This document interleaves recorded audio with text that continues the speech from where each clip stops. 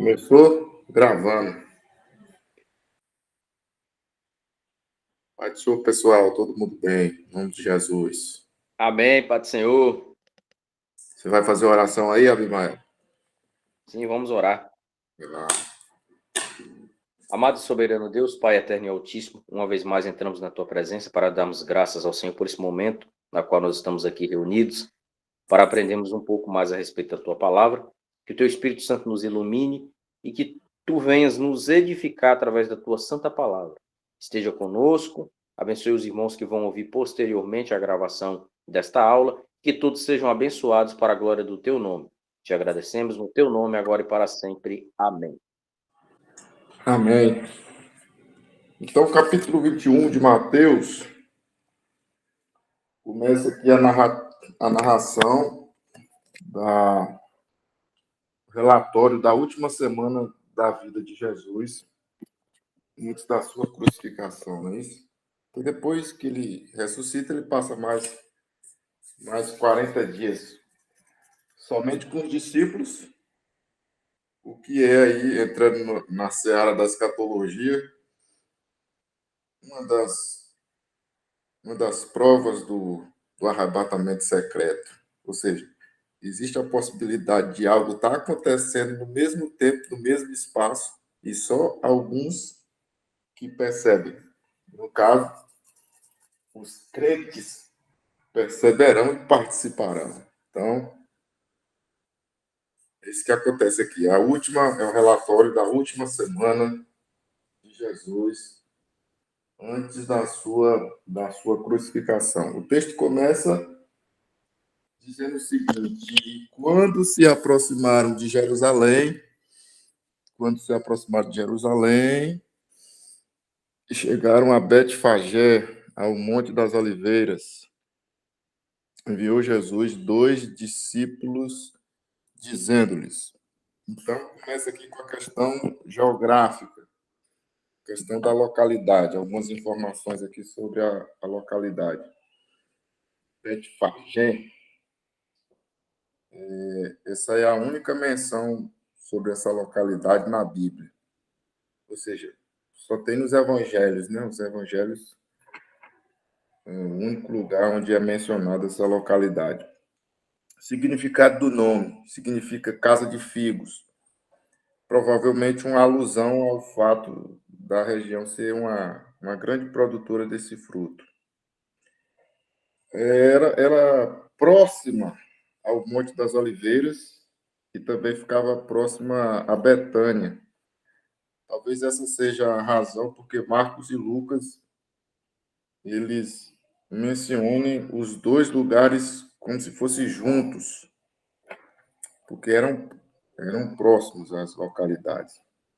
Alguns afirmam sobre a questão da fundação dessa localidade, o fundador, alguns afirmam ter sido Melquisedeque, rei de Salém, que foi o fundador dessa cidade. Então, aí algumas informações sobre a localidade que Jesus estava se aproximando. Aí o texto diz que Jesus enviou 2 dos seus discípulos. O texto não menciona o nome dos 2 discípulos. Mas se a gente conferir o texto de Lucas 22:8, lá esse texto de Lucas 22:8 mostra Pedro e João recebendo assim uma incumbência semelhante. Então é possível que sejam os dois nessa ocasião aqui, o Pedro e o João. Provavelmente tenham sido os dois a receber essa incumbência aqui de Jesus. E de aldeia que aí está diante de vós, e logo achareis presa uma jumenta e com ela um jumentinho.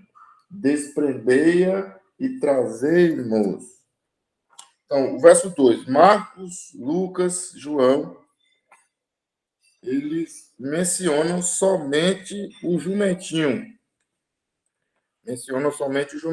Já o Mateus, aqui, ele menciona dois animais, né?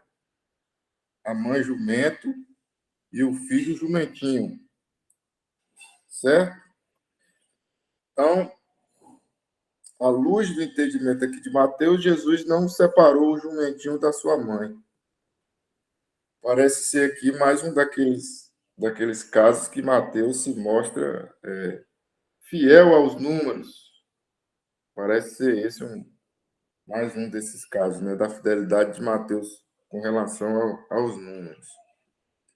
Justino Martin, eu anotei aqui, ele disse que ele cita Gênesis 49:11 como profecia messiânica que foi cumprida pela ação de Jesus nessa oportunidade aqui. Então, ao que tudo indica, Mateus ele é fiel à totalidade dos animais, de fato, dois, e os outros três evangelistas mencionam apenas um, apenas o filhote, né? O jumentinho. Já Mateus menciona também a mãe. Nós temos esse fato aqui distinto entre os evangelhos. Então, provavelmente, lá no verso 7, mostra como se Jesus tivesse se assentado. Mateus dá a ideia que Jesus tivesse se assentado nos dois jumentos, tanto no jumento mãe, jumenta, né, como no jumentinho. Aí alguns dizem, na tentativa de explicar, de clarear esse texto, é que Jesus pode ter se assentado de um momento em um e um momento do outro, já que fisicamente não tem como, não existe dois glúteos máximos que Jesus pudesse se assentar ao mesmo tempo em dois animais, né? Não teria como, anatomicamente falando. Então, provavelmente assentou em um, depois assentou-se no outro. Mas, provavelmente, Mateus está sendo mais específico do que os outros, apontando os dois animais, enquanto os outros omitem um dos animais, que foi a mãe, né? Mateus apresenta os dois. Mas nós temos essa diferença aí no relato dos evangelhos. Aí no 3, e se alguém vos disser alguma coisa, respondei-lhe que o Senhor precisa deles, e logo os enviará. Então, parece que esse alguém aqui, ou era alguém que conhecia Jesus, ou que já ouvira em algum momento falar sobre ele, mas parece que Jesus coloca uma senha, que é o termo Senhor. Dá a entender que o termo tinha importância especial para os proprietários dos animais. E que, ao ouvirem essa designação aí, Senhor, esse termo Senhor, os proprietários, eles haveriam de saber imediatamente quem lhes solicitava o empréstimo das montarias. Então, parece que o Senhor é uma auto-referência a ele como Messias, e parece que os donos dos animais conheciam essa chave aí, o termo Senhor, e por isso, num primeiro momento, parece que ao verem os dois discípulos pegando os animais, eles iam mostrar resistência, mas os discípulos diziam: olha, o Senhor precisa deles. Quando eu falasse o Senhor precisa, jogaria por terra toda objeção, toda resistência, eles entenderiam o recado e cederiam, aceitariam a solicitação feita pelo Senhor Jesus e fariam um empréstimo das montarias. Interessante é que o Senhor precisa deles e logo os enviará. Ou seja, Jesus iria pegar emprestado as montarias, mas depois devolveria. Jesus sempre foi pedagógico, não é isso? mostra aqui que o cristão deve pegar as coisas quando tiver necessidade e devolver, porque tem cristãos que não devolvem as coisas que pegam emprestado, principalmente livro. Aí, sabe, eu acho que você já viveu essa experiência. Os livros somem, desaparecem se você fizer algum empréstimo deles, entendendo? Não vou Então, falar nada não, que eu tô devendo livro para alguém aí.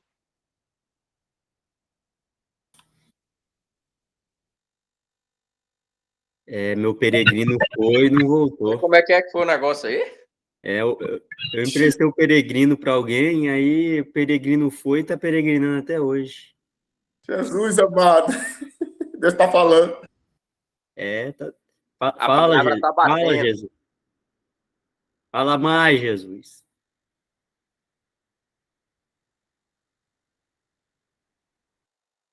Então, vamos lá. Então, ele devolveu os animais. Vamos lá. Aconteceu para se cumprir o que foi dito por intermédio do profeta. Então, para cumprir, somente Mateus e João, eles mencionam o acontecimento aqui narrados como sendo cumprimento profético. Somente Mateus e João mencionam esse fato aí, dão destaque à questão profética. Mas Cristo aqui não fazia as coisas, digamos assim, premeditadamente, dizendo assim, eu tenho que fazer isso aqui porque tem que cumprir a profecia e eu esqueci de cumprir isso aqui, então eu vou voltar lá porque eu preciso cumprir a profecia. Eu acredito que ele não tinha isso propositadamente, e sim era uma orientação e influência divina que o ia conduzindo, confirmando assim a sua missão messiânica. Quando a gente analisa os evangelhos, a gente percebe que muitos fatos como esse, quando eles ocorreram, os discípulos não conseguiam perceber a importância no momento ali, quando estava acontecendo algo profético, o cumprimento de algo profético, algo maravilhoso. No momento, eles não conseguiam perceber isso, não conseguiam enxergar a importância disso. Somente depois que Cristo ascendeu aos céus é que eles se deram conta que viveram algo extraordinário. Isso fala muito para nós sobre a questão da sensibilidade. Nós devemos sempre estar sensíveis, porque pode ser que nós estejamos vivendo um momento precioso em Deus, Deus esteja manifestando algo maravilhoso para nós e a gente está com a boca aberta, cheia de dente, sem perceber as coisas maravilhosas que Deus está manifestando a nós, como Jacó, né? E depois que passou, Deus estava aqui, eu não sabia. Como os discípulos do caminho de Emaús, e rapaz, ele falava, ardia nosso coração. Acho que um olhou para o outro e disse: Nós somos dois abestados, dois abestalhados, que um falava, ardia o coração e a gente não percebeu que era o homem, que era o Cristo. Então, tem um momento que Deus está nos fazendo viver coisas extraordinárias e a gente, pela nossa insensibilidade, pode correr o risco de não nos atentarmos para a preciosidade do tempo que Deus está nos permitindo viver. Então, os discípulos, vez por outra, eles cometiam essa falha aí. Vamos lá. Quanto à questão de ser profético, quais profetas, sobre quais textos, quais são os textos que Jesus está fazendo referência aqui? Ao texto de Isaías e ao texto de Zacarias. As palavras introdutórias aqui da citação são de Isaías 62:11 e o resto dela é de Zacarias 9:9. Omite aqui as palavras justo e vitorioso, que é para dar ênfase principal aqui a humildade de Jesus. A humildade de Jesus. Os judeus, sem dúvida, eles entendiam que Zacarias 9:9 se referia ao Messias. E, com frequência, em termos de filho de Davi. Portanto, para os que têm olhos para ver, Jesus não só proclamava seu messiado e seu cumprimento da Escritura, mas mostrava também sua chegada à cidade. Mostrava que sua chegada à cidade era uma chegada de paz e de amor. De paz e de amor. Então, ele está cumprindo aqui uma profecia de Isaías 62:11, e Zacarias 9:9, e com isso ele está mostrando, falando que é o Messias, mas eles não estão conseguindo entender isso, só posteriormente é que eles foram se dar conta disso. Vamos lá. 5. Dizei à filha de Sião: eis aí que vem o teu rei humilde, montado em jumento, um jumentinho, cria de animal de carga. Filha de Sião é uma referência a Jerusalém, significa Jerusalém, conforme Isaías 22, verso 4. Então ele destaca aqui, eis que aí te vem o teu rei humilde, um rei humilde, olha, que coisa antagônica, um rei humilde, montado em jumento, olha a montaria, jumento, um jumentinho, cria de animal de carga. Então, os reis, naquela época, montavam em cavalos e não em jumentos, não em jumentinhos. Esse animal, o jumento, ele não era considerado como digno de um rei, era um animal de carga, carregamento de carga, não era digno de um rei. O cavalo, sim, era um animal de guerra que demonstrava orgulho. E os reis se utilizavam dos cavalos, principalmente dos cavalos bem imponentes, uma demonstração de orgulho, de poderio, soberba, coisa dessa natureza. Quando a gente lê o Salmo 20, a gente tem lá destacado que uns confiam em carros, outros em cavalos, ou seja, a confiança dos reis da época era no poder bélico da época. Carros, carruagens, que davam vantagem a quem os possuía, e cavalos também davam poder e vantagem para quem os possuíam em batalha. Então, o cavalo era um símbolo de orgulho, de soberba, de arrogância. Então, Jesus aqui não apareceu aqui com carruagens e cavalos, como seria algo usual de um rei à época. Ele não imitou os grandes conquistadores e homens violentos da terra. Pelo contrário, como eu disse na estante, ele veio como príncipe da paz.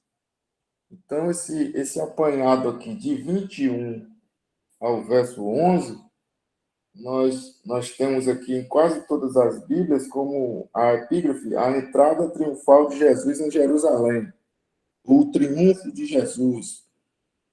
Então, essa entrada em Jerusalém, que tem sido chamada como triunfo de Cristo, de fato foi a vitória de Cristo, não sobre os sistemas nem político nem religioso nesse primeiro momento, mas aqui foi a entrada triunfal de Cristo, foi a vitória da humildade de Cristo sobre o orgulho e grandiosidade mundana.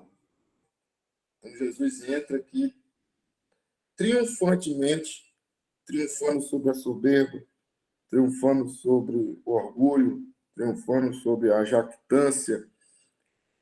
Então, aqui nesse texto, nós temos a vitória da humildade, a vitória da mansidão e gentileza sobre a ira e sobre a malícia.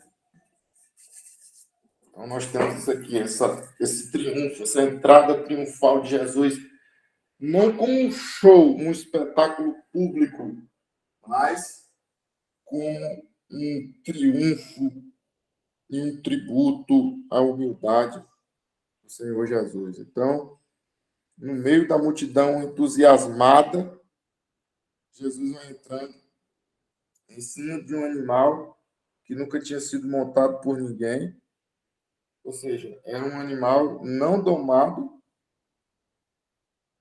mas Jesus entra. E esse animal não domado permanece calmo sob as mãos do Messias que controla a natureza. Mais uma vez, ele mostra aqui a sua soberania de controlar todas as coisas. Todas as coisas estão sob o seu controle, sob o seu domínio. Tá bom? Então vamos lá. Mais adiante aqui. Verso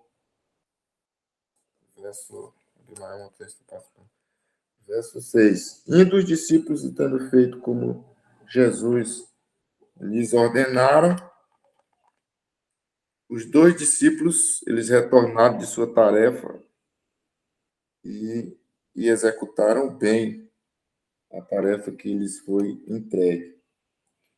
Aí o 7. Trouxeram a jumenta e o jumentinho, então puseram em cima deles as suas vestes e sobre elas Jesus montou. É aquilo que eu falei lá atrás. Parece que Jesus tenha montado nos 2 animais ao mesmo tempo. Não é isso, né? Pode ser que seja em um momento e depois no outro.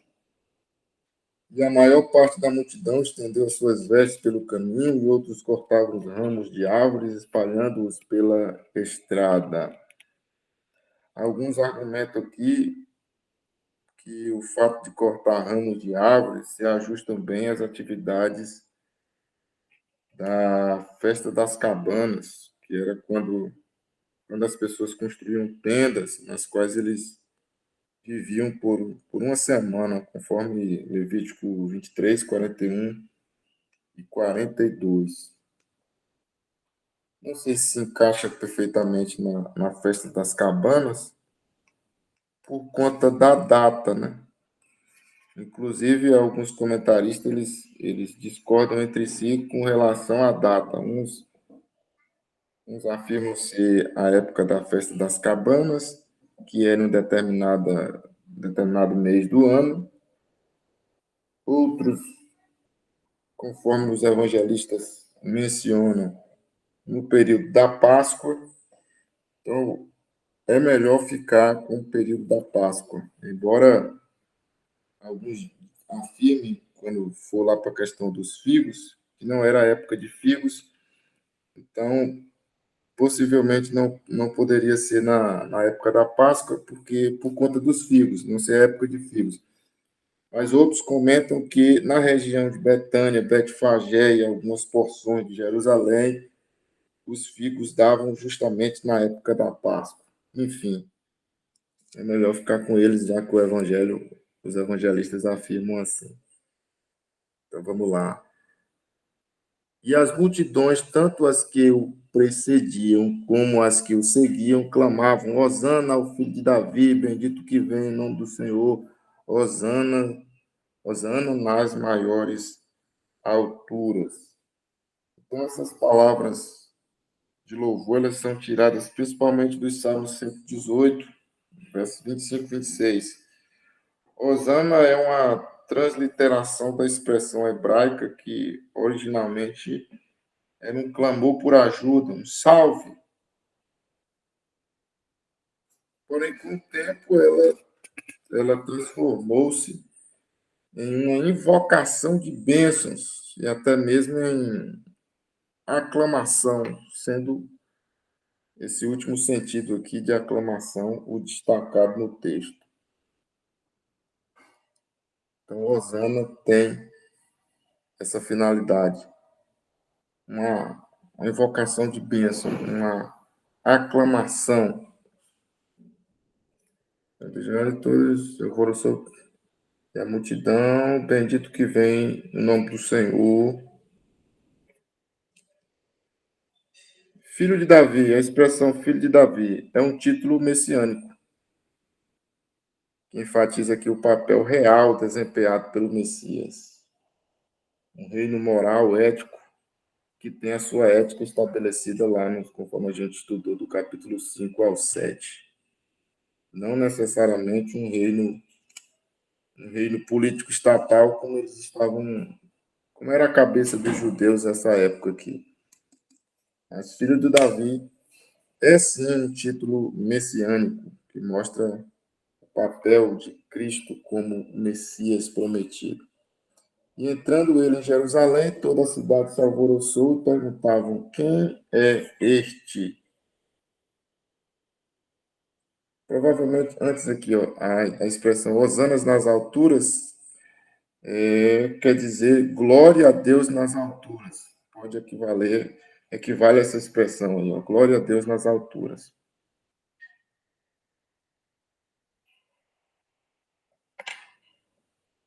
E as multidões clamavam, entrando ele em Jerusalém, toda a cidade se alvoroçou e perguntavam: quem é este? Não é porque eles não o conheciam, mas quem é este que merece todo esse frenesi da multidão?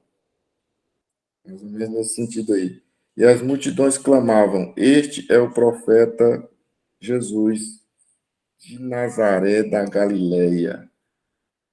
Ele é bem mais que profeta, né? Eles entendiam como profeta e destacam Nazaré da Galileia como um local improvável para um profeta ser oriundo. Vocês sabem, né? Toda a questão discriminatória com relação a Nazaré na Galileia.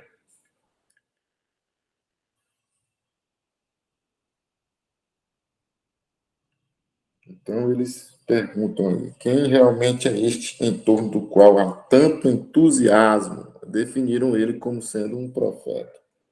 Agora, o 12, a purificação do templo. Tendo Jesus entrado no templo, expulsou todos os que ali vendiam e compravam, também derribou as mesas dos cambistas e as cadeiras dos que vendiam pombas. Então, provavelmente aqui, na manhã da segunda-feira, Jesus vai chegar ao templo e vai estabelecer a sua obra de moralização do templo. Então, ele chega lá e percebe que estava havendo um comércio deturpado no templo.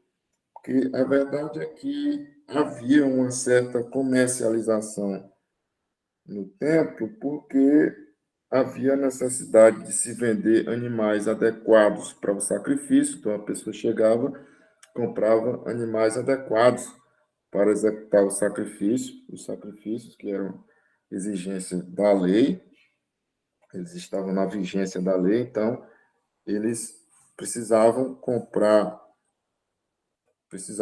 alguns animais e tinha os cambiadores, porque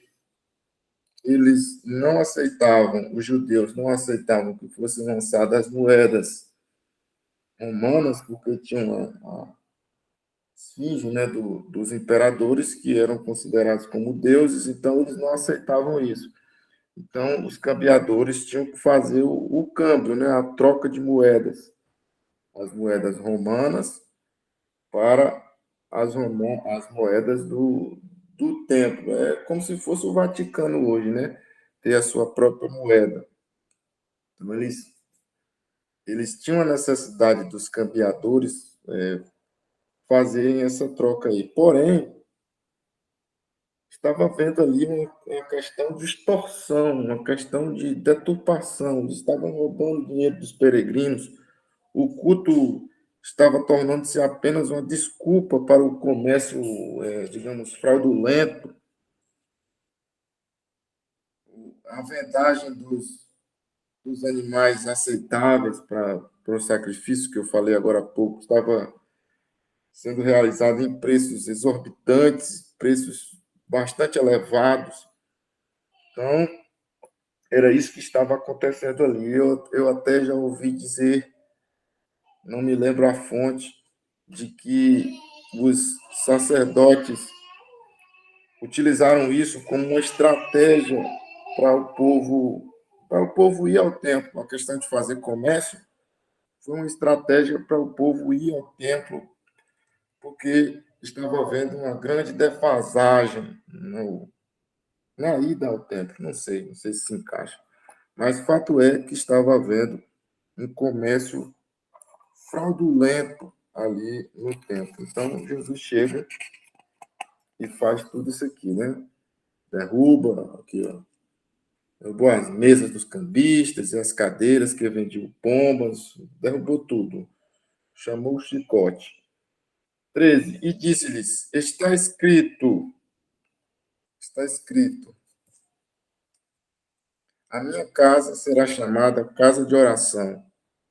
Vós, porém, a transformais em covil de salteadores. Então, aqui se refere às palavras de Isaías 56:7. Está escrito, é Isaías 56:7. As primeiras palavras aqui são de Isaías 56:7. Isaías, ele olhava para o templo no qual o templo ele seria chamado de casa de oração. Mas agora, no alvorecer da era messiânica, Jesus encontra, em vez de casa de oração, Jesus encontra um covil de ladrões. Então, ele fez essa obra de moralização aqui do templo. Jesus efetua curas no templo. 14.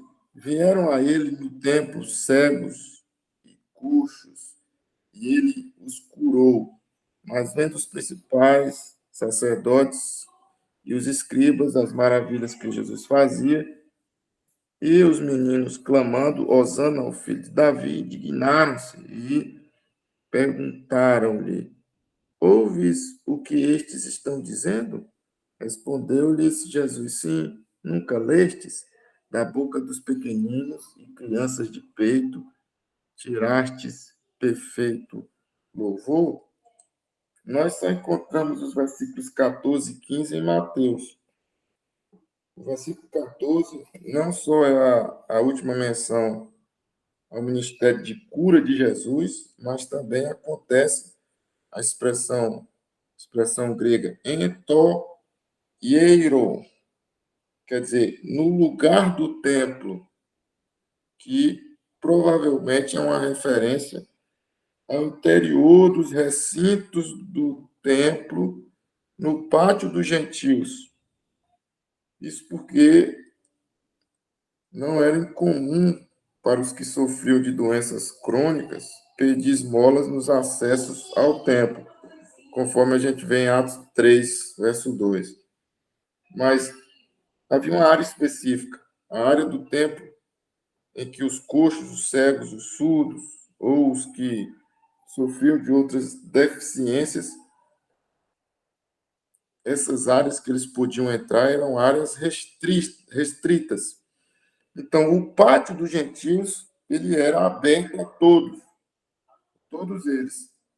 E havia até mesmo ali sacerdotes que sofriam de alguma deficiência física, mas as restrições elas eram impostas a esses sacerdotes quando ele sofria de deficiência que precisava de determinado tipo de almofada, coxim ou suporte que pudesse introduzir algo que eles consideravam como impureza. Então, provavelmente aqui, esses doentes, esses coxos, eles não estavam nos locais tidos como locais de destaque no templo, eles estavam no pátio dos gentios. Por quê? Porque a maioria das autoridades judaicas proibia qualquer pessoa coxa, cega, surda, muda de oferecer sacrifício, de aparecer diante de Yahvé em seu templo. Era proibido para essas pessoas. Então, Jesus aqui cura-os, mostrando assim que ele é maior do que o templo. Ele mesmo, Jesus, não podia ser contaminado e curou e purificou os que entravam em contato com ele. Então, nós temos aqui nessas duas ações, a purificação do templo e os milagres de cura. Essas duas ações, elas declaram de forma conjunta a superioridade de Jesus sobre o templo, sobre o templo.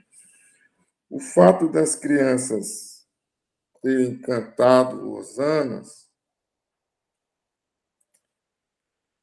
Jesus, ao ser confrontado pelos escribas, ele mostrou apoio às crianças e citou o Salmo 8, verso 2. Ele introduz o Salmo com as palavras: vocês nunca leram? O que expõe aqui a ignorância teológica dos especialistas nas Escrituras. Então, é isso que ele destaca aqui. Vamos lá. Deixando-os, saiu da cidade para Betânia, onde pernoitou. Então, Jerusalém durante as festividades ficava muito cheia, né, abarrotada de pessoas. Então, assim, Jesus passou as últimas noites em Betânia, provavelmente na casa dos seus amigos, provavelmente a casa que ele se hospedou foi a casa de Maria, Marta e Lázaro, já que era em Betânia, e ele gostava, ele amava os três, né? 18. A figueira sem fruto. Cedo de manhã, ao voltar para a cidade, teve fome, e vendo uma figueira à beira do caminho, aproximou-se dela e não tendo não tendo achado senão folhas, disse-lhe: nunca mais nasça fruto de ti. E a figueira secou imediatamente. E vendo isto, os discípulos admiraram-se e exclamaram: como secou depressa a figueira? Jesus, porém, lhes respondeu: em verdade vos digo que, se tiverdes fé, não duvidares, não somente fareis o que foi feito à figueira, mas até mesmo, se a este monte disserdes: ergue-te e lança-te no mar, tal sucederá. E tudo quanto pedirdes em oração, crendo, o recebereis. Então, nós temos aqui a parábola da figueira. Jesus, em algum momento no seu trajeto de Betânia para Jerusalém, Jesus teve fome, e aí ele se aproxima de uma figueira, encontra folhas na figueira, mas não encontra fruto. Nós temos algumas interpretações acerca dessa parábola. Mateus parece não colocar a parábola numa cronologia histórica, assim, parece que ele não se preocupou com isso. O Marcos, sim, preserva a cronologia histórica. Então, a maldição da figueira é uma parábola seguida de ação relacionada com a purificação do templo e transmite uma mensagem sobre Israel. A gente sabe que Israel é considerado como uma planta velha que parou de produzir frutos. Uma planta velha que parou de produzir. Então, nesse seu jornalar na vicinal aí entre Betânia e Jerusalém, quando Jesus se aproxima dessa figueira com a esperança de tirar a fome, matar a fome, ele, como eu disse, percebe folha, mas não percebe fruto. Muitos comentaristas pensam e supõem que Mateus, ao omitir a declaração de Marcos, que Marcos diz, não era tempo de figos. Mateus omite isso aqui, não usa essa expressão. Com isso, ele eliminou a dificuldade moral.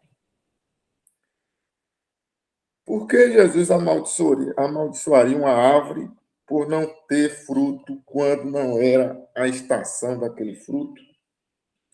Mas essa teoria não entende o ponto em questão. O fato de não ser tempo de figo explica por que Jesus foi até essa árvore específica, que se destacava por estar com folhas. Suas folhas anunciavam que estava dando fruto, mas o anúncio era falso.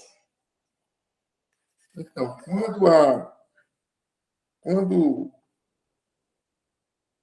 quando a figueira tinha folhas, as folhas da figueira nascem na mesma época que os frutos, ou pouco depois dela. Está entendendo? Então, se a figueira tinha folhas, quer dizer que os frutos nascem na mesma época ou pouco depois. As folhas da figueira nascem na mesma época dos frutos ou pouco depois dele. Então, os figos verdes são comestíveis, embora tenham um sabor desagradável, e não sejam comumente consumidos antes de junho. Portanto, em geral, as folhas indicam o aparecimento de fruto, mesmo que ainda não esteja totalmente maduro. No entanto, às vezes, os figos verdes caem e não sobra nada na árvore, a não ser folhas. A sucinta declaração de Mateus, mas nada encontrou a não ser folhas, sugere tudo isso. Seus leitores judeus deduziram o resto. Então, se não fosse o tempo específico de dar figos, pode ser que não seja, mas ela estava com folha. Quer dizer que ela já deveria ter frutos. E Mateus destaca, não achou fruto, mas tinha folha. Então,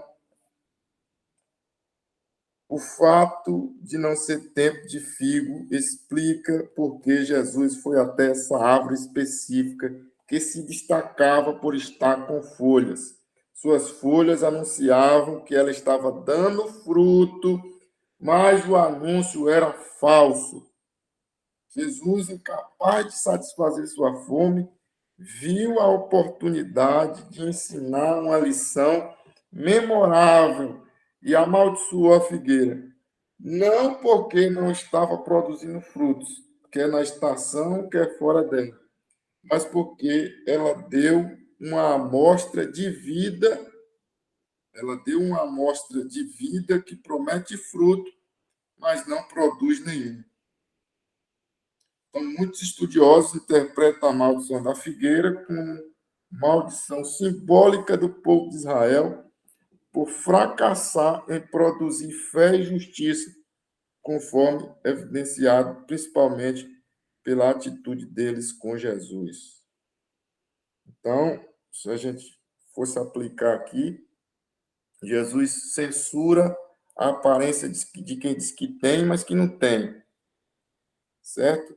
Vende uma espiritualidade externa, mas internamente não é aquilo que diz aparentemente. É como uma melancia que diz que é verde por fora, diz que é verde, mas o interior é rosa, é vermelho. Então, Jesus censura aqui uma aparência de produção de frutos exteriormente. um incutimento em ter que demonstrar que é poderoso exteriormente. A necessidade de ter que mostrar que é poderoso, que produz frutos poderosos, mas internamente, como ele disse em outra ocasião, são sepulcros caiados, bonitos por fora, mas estragados por dentro. Tá bom? Alguém quer comentar aí? Fica à vontade, eu sei que é a goela.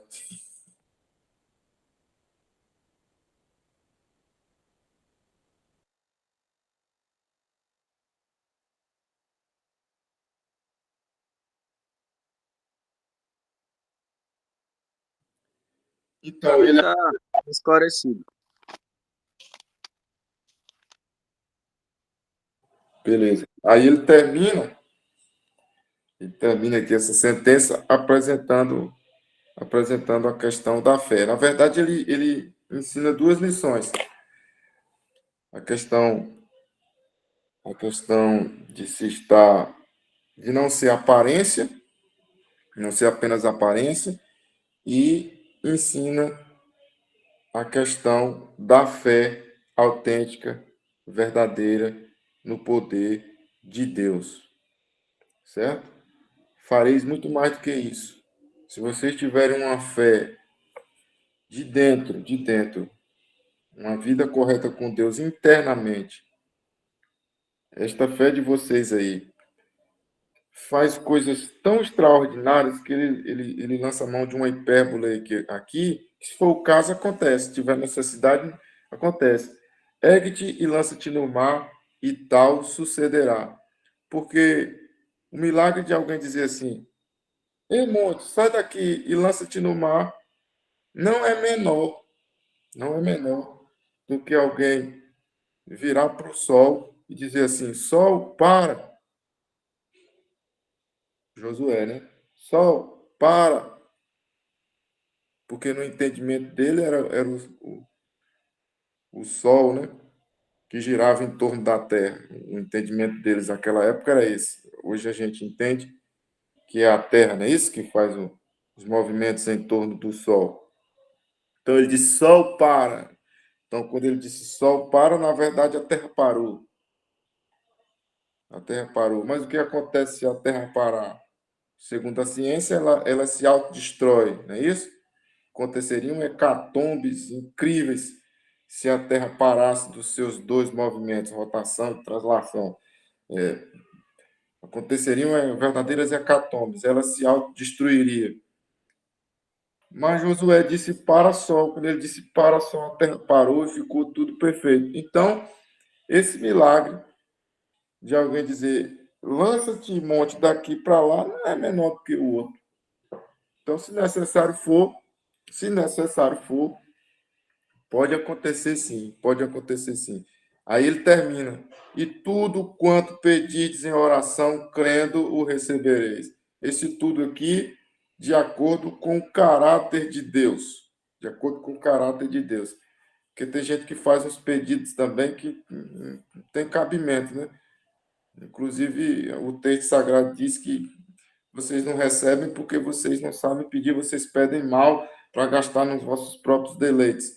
Então, tem gente que pede cada coisa que não condiz com o caráter de Deus. Então, esse tudo quanto pedides tem que estar alinhado ao caráter e propósito de Deus para a nossa vida.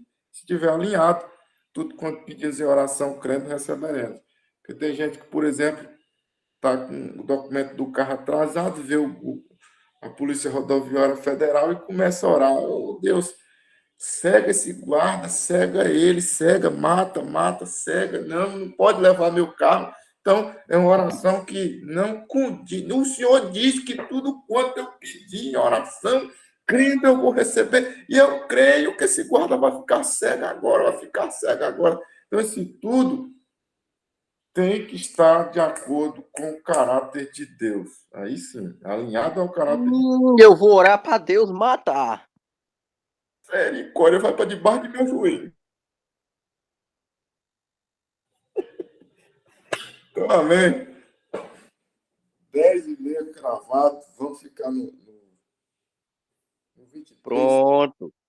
Aí eu termino, na próxima eu termino, eu prometo. Você parou no 22, né? 22 do capítulo 21. 22 do 21. Tem gente que tem uma interpretação errada desse texto aqui, que tudo que eu pedi em oração e crendo, Deus vai me dar. Não, se você estiver, o que você pedir e estiver no centro da vontade de Deus, isso vai ser concedido. Não é assim que Deus é o gênio da lâmpada, você alisa a lâmpada, o gênio sai. Eu quero isso, isso, isso, e ele vai te dar assim no instalar de dedo. Então, tem gente que tem essa interpretação. Exatamente. Pensa aí que Deus é o Aladim. Tá certo, então. Ô, Lael, então segunda-feira você finaliza aí o capítulo 21. Segunda-feira, a partir das 8 horas da noite, a gente já vai mudar o nosso encontro a partir da semana que vem. Vão ser todas as segundas-feiras. Aos irmãos que estão nos ouvindo aí, já anotem aí. Segunda-feira, de 8 às 9 horas, tá? A gente vai ter os nossos encontros aí. Vai ficar um horário mais acessível para todos. E aí eu creio que vão ter mais pessoas que irão participar, porque realmente esse horário de 9h30 às 10h30 é um pouco puxado, é um pouco extenso. Mas vamos encerrar a nossa aula fazendo uma oração ao Senhor. Passo a oportunidade para o Eliseu aí, para ele fazer a oração por nós, em nome de Jesus. Amém, vamos orar. Pai, muito obrigado por esse momento. Mais uma vez o Senhor nos permitir estar estudando um pouco mais sobre a tua palavra, aprendendo um pouco mais. Que o Senhor possa abençoar cada um daqueles que estão ouvindo, aqueles que estão participando, né, ao vivo, aqueles que estão assistindo. Peço ao Senhor para que alcance a vida de cada uma dessas pessoas, nos ensina cada dia mais e mais a orar ao Senhor, a pedir, para que nós venhamos pedir conforme a tua vontade. E se caso a nossa vontade seja diferente da tua, que a tua vontade venha imperar sobre a nossa e não o contrário. Porque para nós pode haver caminhos que parecem perfeitos, mas o fim deles é morte. Então nós pedimos ao Senhor para que o Senhor impere a tua vontade em nossas vidas, porque ela sim é boa, é perfeita e é agradável. Fica com cada um daqueles que estão aqui, abençoa cada dia mais e mais, e que na próxima segunda-feira nós possamos estar aqui novamente, é o que eu te peço e te agradeço. Amém. Amém, meus irmãos. Fique na paz. Pronto. Pronto. Um abraço. Paz do Senhor, pessoal.